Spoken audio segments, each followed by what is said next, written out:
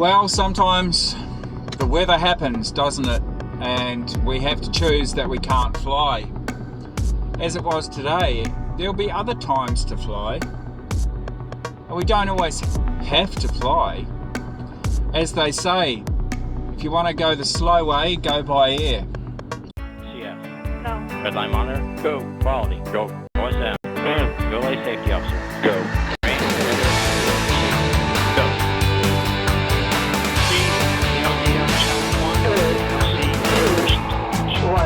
Flying to Mundubra?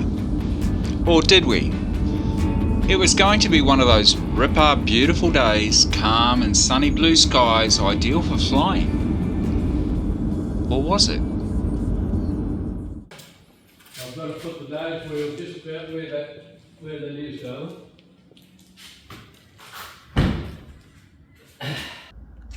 Good morning and welcome to another fine sunny day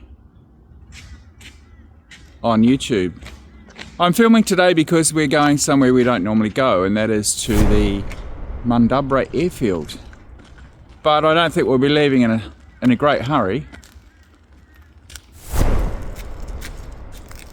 So when we get going, I'll see you in the air. Another thing we'll be checking today is Insta360 have just recently released, about 2 weeks ago actually, a new firmware update for the X5 360 camera, and it now has something called adaptive tone feature, sorry.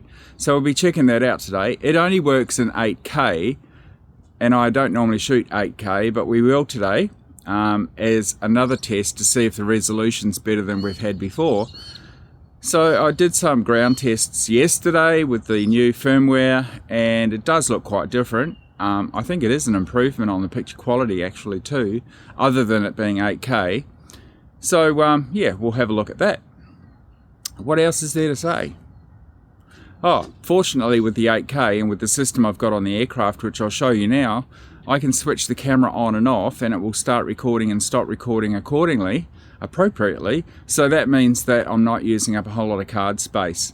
The camera runs on a battery bank that I mount in the wing above the camera, so the battery won't be an issue on the camera, only the card space, and the amount of card used depicts how much storage I need on my computer, and that's not always good when you've just got wasted space. So it's good to be able to turn the camera on and off. And what I do is to sync it with the pilot camera, the one that records the audio, I just hold my black glove, my hand, in front of the camera, the Osmo Action 4 I've got, so that I can see on the Osmo Action 4 when I've actually got a new Insta360 video starting. This is the switch.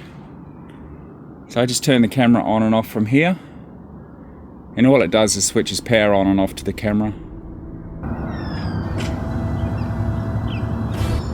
So today was a case of getting up early and not going flying, but we still had a coffee, still had some time to chat and talk and catch up, and even if it wasn't with all our other mates around the area. So I'm on the way home. That's today done. I might even look at going flying this afternoon. So just be careful when you're thinking about going flying, and make good decisions as to whether or not you should, because obviously right now it is not flyable. This is Queensland, this is July, winter. It's not always perfect, in Queensland. But the guys in Bundaberg and the guys where we're going to go to in Mundubra, they've got clear skies and fair weather. We missed out. Maryborough and Hervey Bay missed out today.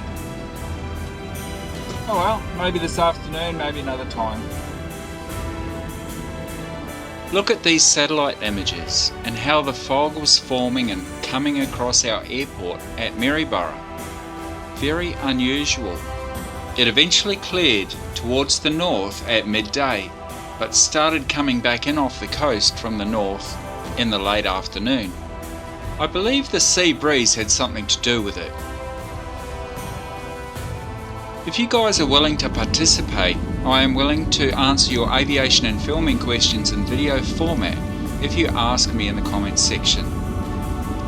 I quite often get asked various things out of the blue that I feel answering this way will benefit many of you as well.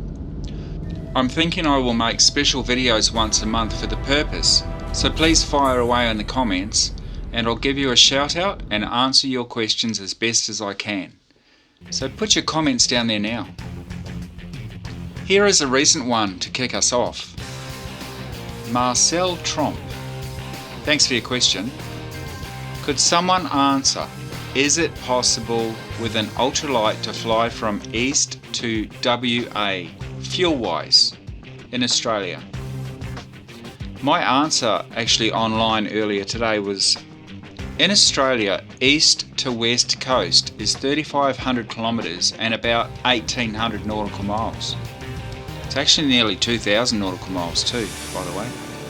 A Microlight will fly about 250 nautical miles per tank, and it depends on the aircraft as well, of course, not accounting for winds and diversions. That will require 8 tanks of fuel, probably at a minimum. This is all approximated, of course. If your aircraft can use MOGAS, that's car fuel, you should be able to plan adequate fuel stops at service stations, flying along the south coast, not through the harsh dry barren centre. A jerry can in the rear seat might help too. I hope that's helpful. There is a lot more to this question, and flight planning a trip like this in detail is always very important.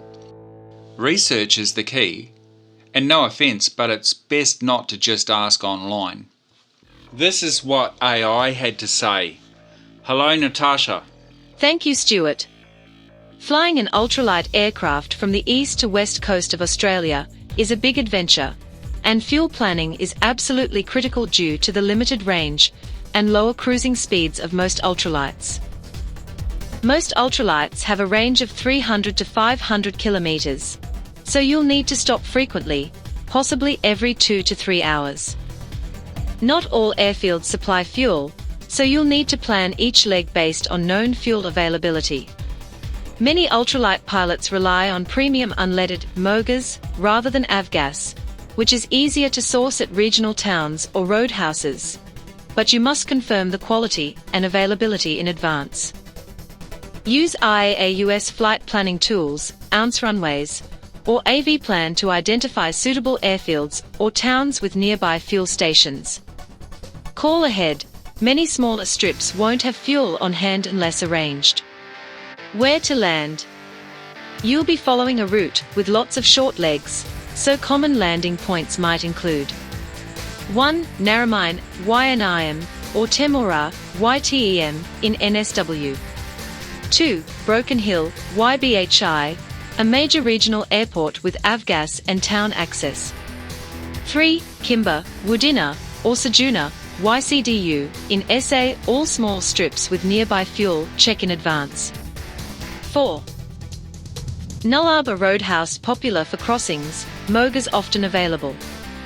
5. Baladonia, Norseman, or Kalgoorlie, YPKG, in WA. You'll likely follow the air highway westward across the Nullarbor. Many ultralight pilots land at roadhouses with suitable strips, like Kaiguna or Majura, for rest and refueling from jerry cans. In summary, when flying an ultralight across Australia, plan very short legs, confirm MOGAS at every stop, and carry tie-downs, basic tools, and jerry cans. Weather, wind, and terrain all impact fuel use, so stay flexible, and always have an alternate plan. Back to you, Stuart. Well, that's AI's opinion. What do you think? Let me know in the comments. And yeah, in future we'll be doing much the same with AI and getting their opinion as well. Traffic Mundubra, Microlight 6340, turns base 35, Mundubra traffic. We didn't have coffee and cake in Mundubra, but the day I didn't fly ended well anyway. Hey, we all still got to have our coffee and cake even though we didn't get to fly today.